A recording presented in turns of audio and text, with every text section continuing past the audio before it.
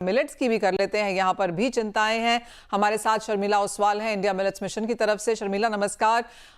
मुझे याद है पिछला साल हमने मिलेट्स की बहुत बातचीत करी क्योंकि सरकार की हैंड होल्डिंग थी, पुश भी था, हर जगह इसे शोकेस भी किया जा रहा था, बहुत सारे डेलीगेशंस आ रहे थे जा रहे थे, लेकिन इस साल हमने ना सिर्फ उसे थोड़ा ठंडा पड़ते हुए देखा बल्कि एक बहुत बैक सीट भी लेता हुआ देखा। अगर 2024 को पीछे मुड़कर आप एज एन ईयर देखें तो कैसे देखती हैं आप मिलेट्स एज अ सेक्टर को?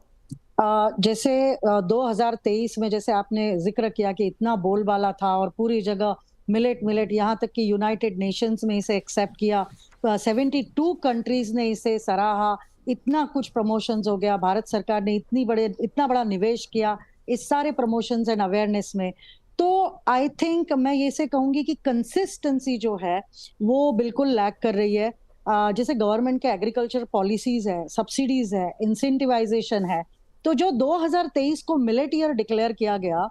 अब इतना बड़ा निवेश भारत सरकार ने जब किया मिलेट को, मोटा अनाज को अवेयरनेस करने के लिए, तो इस मिलेट ईयर की जगह अगर ये मिलेट दशक बोलते या मिलेट डिकेड करके अगर ये डिक्लेयर करे, तो इतना बड़ा निवेश और इतनी बड़ी स्ट्रैटेजीज, इतने बड़े कदम जो उठाए गए, वो अभी सही मायने में सार्थक होते थे, जो कि बिल्कुल डिक्लाइन होते नजर आ रहा है। अगर हम नंबर्स भी देखें यहाँ पर शर्मिला, तो ऐसा नहीं है कि कोई बहुत बड़ा यहाँ पर अपटिक देखने को मिला है बुआई के नंबर्स के भी लिहाज से। तो क्या कुछ अगर आप रिप्रेजेंट करें यहाँ पर इंडस्ट्री को सरकार के समक्ष, तो क्या कुछ एज ऑफ नाउ 1, 2, 3 के लिहाज से मांगेंगी? अगर आप देखेंगे कि जैसे हाई यील्ड क्रॉप्स है, राइस या व्हीट, तो उसे उसकी डिमांड कंज्यूमर, तो उसको देखते हुए मिलेट का डिक्लाइन जरूर हुआ है क्योंकि लो यील्ड है। अब लो यील्ड को हाई यील्ड करना है तो डेफिनेटली हमारा जो रिसर्च एंड डेवलपमेंट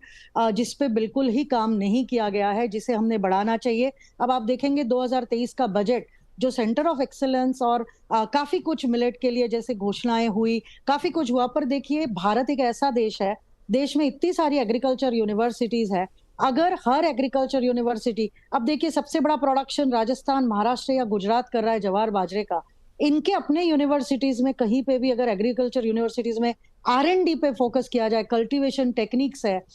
या इवन फार्मर्स की जो इंक्यूबेशन है। अब जैसे गए साल हमारे वाइस प्रेसिडेंट ने बाड़मेर में बाजरा केंद्र का जैसे उद्घाटन किया, तो अब क्या होता है, बाड़मेर एक जैसे बहुत ही एरिड रीजन, एक पाकिस्तान की बॉर्डर पे आता है, तो वहां कौन कितना फायदा लेगा, ये बहुत एक बड़ा क्वेश्चन मार्क है। तो बहुत से जैसे ये मेट्रो सिटीज है, तो फार्मर्स को जहां पे से बहुत अच्छा एक लर्निंग होगा, एक ट्रेनिंग होगी, कैपेसिटी बिल्डिंग होगा, कल्टीवेशन टेक्निक्स होंगे, वैल्यू एडिशन होंगे, तो ये जो डिक्लाइन हुआ है ये जरूर इसमें आपको मतलब इंक्रीज होते हुए नजर आएगा। गवर्नमेंट की पॉलिसीज जो कि एक साल बहुत बोलबाला हुआ 2023 में, हर कोई जैसे मिलेट के पीछे भागने लग गया, मिलेट कल्टीवेट करने लग गया, फार्मर भी बहुत ज्यादा इंसेंटिवाइज थे कि मिलेट का ज्यादा से ज्यादा प्रोडक्शन हो, पर सडनली एकदम जैसे जो चुप्पी साध ली गई, या सरकार की ओर से भी मेरा तो इनफैक्ट अपील है सरकार को कि आपने मिलेट ईयर को इतना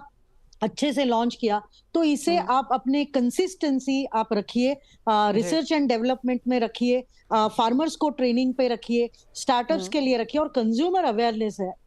वो सबसे इंपॉर्टेंट है। एब्सोल्युटली। शर्मिला, अब यहाँ से अगर नंबर्स की बात की जाए तो कैसे देखते हैं आप सोइंग के नंबर्स? पीछे हमें याद है पिछले साल हम बात कर रहे थे कि डिमांड अच्छी है लेकिन सप्लाई नहीं आ रही है, क्या वो भी इस बार चेंज हुआ है? किस तरह की सप्लाईज हैं, कैसी डिमांड है और किस तरह के प्राइसेस हैं? क्योंकि मुझे याद है चर्चाओं में ये भी था कि मिलेट्स के प्राइसेस भी सडनली हमने यहाँ पर शूट अप होते हुए देखे थे। जी बिल्कुल, इनफैक्ट अभी आप फिस्कल ईयर से कंपेयर करेंगे तो नाउ बाजरा का प्रोडक्शन 9.9 मिलियन मेट्रिक टन, जो कि बहुत डिक्लाइन हुआ है, या इवन जवार का देखेंगे तो 4.4 मिलियन मेट्रिक टन पे आ गया है, तो ये एक बहुत बड़ा डिक्लाइन है। अब जैसे वाटर स्कार्सिटी, इसके फायदे इतने असंख्य है कि मिलेट यह एक जैसे सेमी एरिड रीजन या वाटर स्कार्सिटी में भी आता है, पर फार्मर उसे प्रेफर नहीं कर रहा है क्योंकि कंज्यूमर की अवेयरनेस जो है वो सडनली डिक्लाइन हो गई। 2023 में इतनी सारी डिमांड आ गई क्योंकि मिलेट ईयर हर जगह पे बोलबाला था, तो लोगों में भी wellness, fitness industry, health, obesity, diabetes,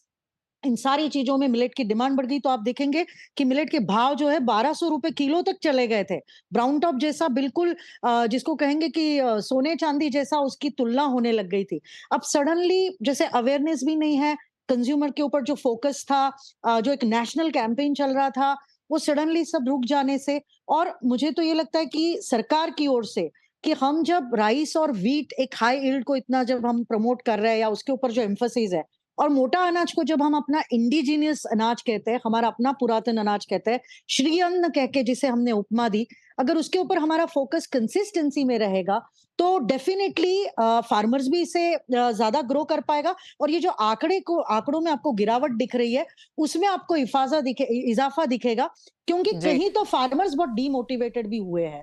absolutely. अगर यहाँ पर कंसिस्टेंसी नजर नहीं आएगी, सरकार की तरफ से सपोर्ट नहीं है, रिसर्च एंड डेवलपमेंट नहीं है, अवेयरनेस नहीं है, तो क्लियरली एक बैक सीट हमने यहाँ पर इसे लेते हुए देखा है। बहुत शुक्रिया शर्मिला साथ जुड़ने के लिए और मिलेट्स की इस साल की क्या स्टोरी है हमारे समक्ष रखने के लिए। वेल, हम ब्रेक में